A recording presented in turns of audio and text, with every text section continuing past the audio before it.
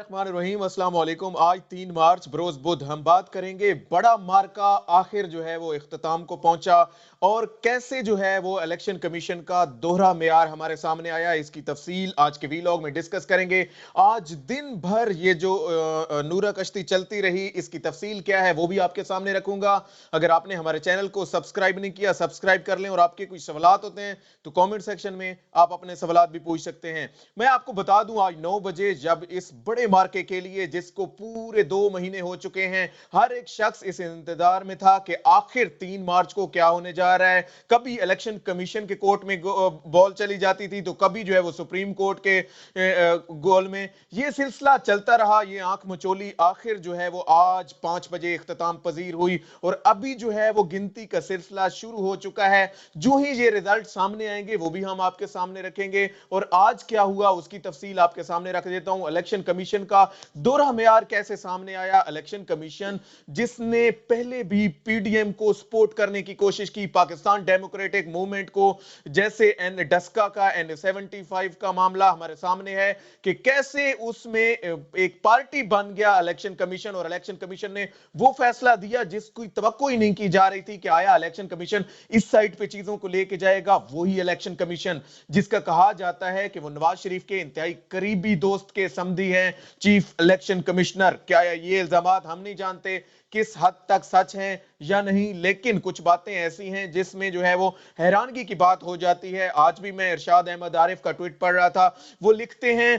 कि जो election commission ने आज आसिफ अली जरदारी का बैलेट पेपर जाया हुआ तो रिटर्निंग ऑफिसर ने दोबारा वही बैलेट पेपर जारी कर दिया, जबकि उसी के मुकाबले में जब शहरियार अफरीदी का बैलेट पेपर जाया हुआ तो रिटर्निंग ऑफिसर ने कहा कि यह दोबारा से जारी नहीं हो सकता और अब इसकी इशुएंस जो है वो यहां से नहीं हो सकती। इस तरह से शहरियार अफरीदी का वोट जो है वो जाया होगा, जिस पर इमरान खान ने भी इंतहाई बरहमी का इजहार किया। उन्होंने कहा कि उन्होंने तो अपने शहरियार अफरीदी से कहा कि आप एमएनए हैं, एमएनए होते हुए आपको पता होना चाहिए कि कैसे जो है वो इस बैलेट पेपर को आपने फिल करना था, कैसे ये सेनेट का जो एक सेनेट का तरीकाकार है, सेनेट की वोटिंग है, उसको कैसे आपने हैंडल करना है, कैसे चीजों को लेके चलना है, इसको आपने जो है वो देखना था। शहरियार अफरीदी पर उनकी बरहमी अपनी जगह, लेकिन जो सवालात इलेक्शन कमीशन पर छोड़े गए हैं उनका जवाब भी आना बहुत जरूरी है। और इस हवाले से आपको बता दूं, सिर्फ बात शहरियार अफरीदी तक नहीं, बाकी भी कुछ लोग थे जिनके बैलेट पेपर जो है वो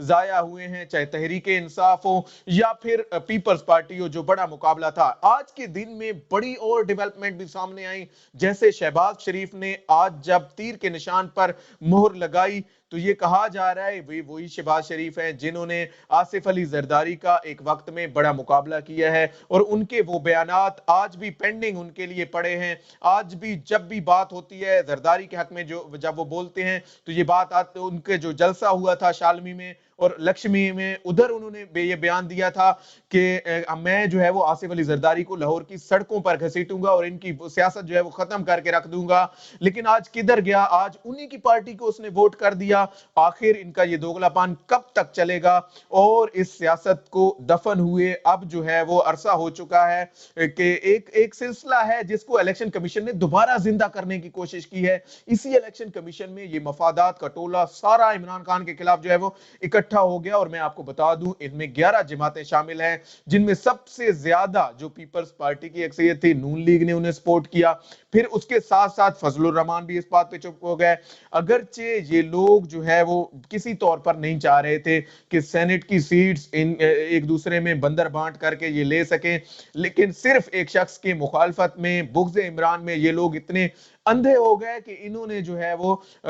अपने जो इनकी सियासी पॉलिटिकल एनिमीज थे उनको भी साथ मिला लिया। अब सिराजुल हक को आप देख लें, जमात इस्लामी का, उन्होंने कहा कि पीडीएम जो है वो हुकूमत, ये दोनों एक ही कश्ती के सवार हैं। लेकिन फिर ऐसा होता है, जमात इस्लामी की जानिब से ऑफिशियल स्टेटमेंट आती है कि हम लोग सेनेट इलेक्शन में पीडीएम को सपोर्ट करेंगे और आज उन्होंने सपोर्ट करके दिखा दिया कि उनके अंदर जब मौका पे बात आती है, पहले वो बड़ा बोलते हैं, पहले वो कहते हैं कि हम लोग जो है वो करप्शन के जिन पर केसेस हैं उनको सजाएं होनी चाहिए, जिन पर चार्जेस हैं उन चार्जेस को उन लोगों को फेस करना चाहिए, और जिन्होंने एसेट बियॉन्ड मींस किया है, जिनके असासजात आमदन से जायद रहे हैं, आखिर उनसे अकाउंटेबिलिटी होनी चाहिए, उनसे एहतसाब होना चाहिए। लेकिन जब ये एहतसाब का सिलसिला चलने لگتا ہے پھر سراج الحق صاحب جو ہے وہ پیچھے ہٹ جاتے ہیں، پھر یہی سراج الحق صاحب یہی جماعت اسلامی جو ہے وہ انہی لوگوں کے ساتھ صف میں کھڑی ہو جاتی ہے جن لوگوں کو تنقید کا نشانہ بنا رہی ہوتی ہے۔ آخر یہ کیا ہے؟ ایک سائیڈ آپ کو لینی چاہیے، یہ ایسے نہیں ہونا چاہیے کہ آپ جو ہے وہ وکٹ کے دونوں طرف کھیلنا شروع کر دیں، آپ کو ایک سائیڈ جو ہے وہ لینا بہت ضروری ہے۔ آج کا دن اس حوالے سے بھی بہت اہم رہا کہ جیسے آصف علی زرداری اور نواز شریف کا بھی رابطہ ہوا اور ان کی بارگیننگ کا جو عمران خان، ایک بڑی بات آپ کو یہاں پہ ضمناً بتا دوں کہ عمران خان ریاض کا میں پڑھ رہا تھا، انہوں نے لکھا کہ کیسے جو ہے وہ یقیناً آصف علی زرداری بہت بڑے کھلاڑی ہیں لیکن کیسے عمران خان ان سے بڑے کھلاڑی ثابت ہوئے ہیں سیاست میں، یہ آج ہم نے دیکھ لیا کہ جن لوگوں نے سینٹ کا الیکشن خرید و فروخت کے بغیر کبھی کیا ہی نہیں تھا، انہوں نے ہمیشہ ووٹ خریدے تھے، انہوں نے ہمیشہ ایسا سلسلہ آگے چلایا تھا کہ جس سے جو ہے وہ یہ لوگوں کے ضمیر خرید سکیں، ان کی کروڑوں میں بولیاں لگ سکیں۔ لیکن آج اس شخص نے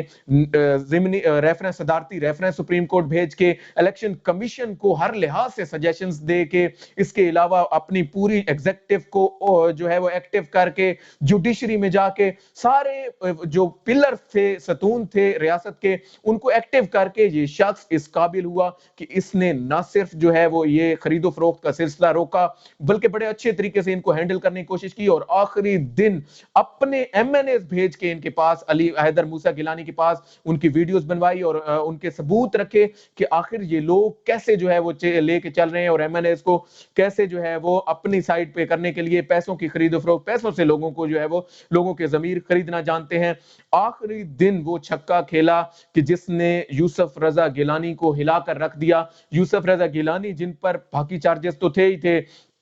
ترک خاتون اول کا جو ہار چوری ہوا تھا ان کے دور حکومت میں، وہ سلسلہ تو تھا ہی تھا، سپریم کورٹ نے کیسے ان کو جو ہے وہ نااہل کیا وہ تو تھا ہی تھا۔ اس کے علاوہ باقی بھی بہت زیادہ چیزیں تھیں جن میں میں آپ کو بتا دوں کہ اس سلسلے میں جیسے ڈان لیگ کا ایک ہمارے سامنے کیس آیا، اسی طرح انہوں نے کوئی ایسا کہ اپنے ملک کے اداروں کو ٹارگٹ کرنا شروع کر دیا، ملکی سلامتی کے اداروں کو ٹارگٹ کرنا شروع کر دیا۔ پھر ایک وقت آیا کہ ملکی سلامتی کے اداروں نے فیصلہ کیا کہ اب ان کی جگہ نہ ملک میں بنتی ہے اور نہ ملکی سلامتی کے ان ایوانوں کے اندر بنتی ہے جن کے اندر یہ سیاست پبلک سے ووٹ لے کر آتے ہیں اور پھر اپنی ذاتی مفادات کے لیے سیاست کو استعمال کرتے ہیں اور ان چیزوں کو جو ہے وہ اپنی بزنس امپائر کو بڑھانے کے لیے کرتے ہیں، عوام کے مفاد کے لیے کچھ نہیں کرتے۔ یہ سلسلہ اب جو ہے وہ بند ہونا چاہیے کم از کم، اور خاص طور پر اب اس الیکشن کے بعد الیکشن کمیشن آف پاکستان میں جو ریفارمز کا سلسلہ پینڈنگ پڑا ہے، جو اصلاحات کا سلسلہ پینڈنگ پڑا ہے، جو آرٹیکل 62 63 پر عمل درآمد نہیں ہو رہا، اس پر عمل درآمد ہونا اب بہت ضروری ہو گیا ہے۔ اور میرے خیال میں الیکشن کمیشن آف پاکستان کا یہ دوہرا معیار اب اپنے منطقی انجام تک پہنچنا چاہیے۔ آج تک کے لیے اتنا ہی۔ اللہ پاک آپ کا حامی و ناصر ہو۔ پاکستان زندہ باد۔